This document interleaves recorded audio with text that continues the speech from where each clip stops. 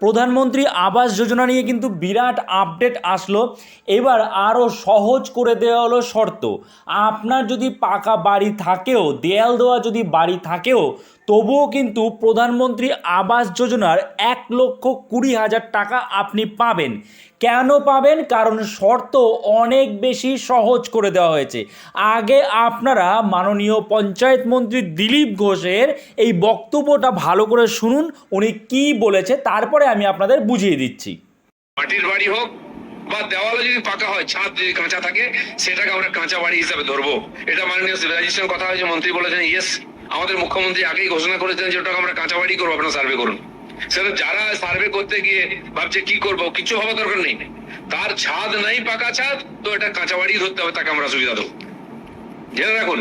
সেই জন্য যারা এটা নিয়ে একটুখানি সন্দেহের মধ্যে আছে, তাদের পরিষ্কার বলে দেবেন। যদি একটা দেওয়াল, দুটা দেওয়াল, তিনটা দেওয়াল থাকে, সাধারণত টালির বাড়ি করলেও 3 ফিট অব্দি পাকা দেওয়াল করতে হয়, নাহলে জল বৃষ্টিতে ঢুকে যায়। সেটাকে আমরা কাঁচাই ধরবো। আপনারা তো পরিষ্কার শুনতেই পেলেন যে মাননীয় পঞ্চায়েত মন্ত্রী দিলীপ ঘোষ কি বললেন প্রধানমন্ত্রী আবাস যোজনা নিয়ে। আগে কি হতো?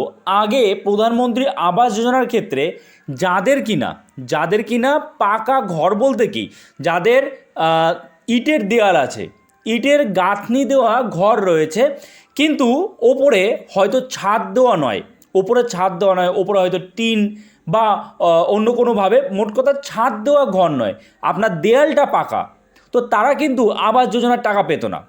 এখন কি নিয়ম হয়েছে?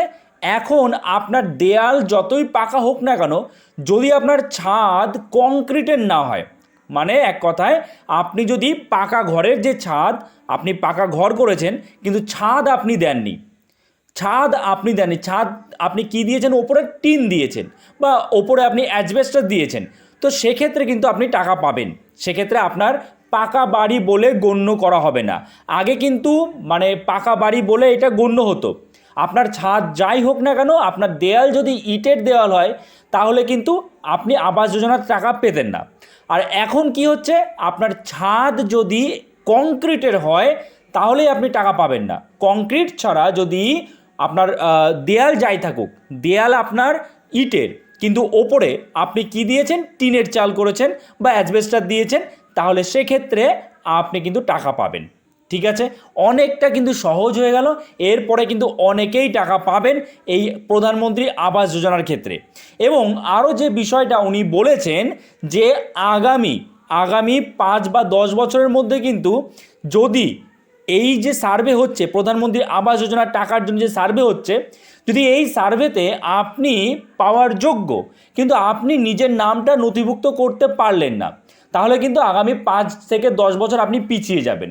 কারণ আবার কবে সার্ভে হবে? তো এই কারণেই বলা হচ্ছে বারবার করে যে নতুন নিয়ম এসেছে, যে প্রধানমন্ত্রী আবাস যোজনা যেখানে সার্ভে করা হচ্ছে, এবং সেক্ষেত্রে নিয়মটা অনেকটা শিথিল করা হয়েছে।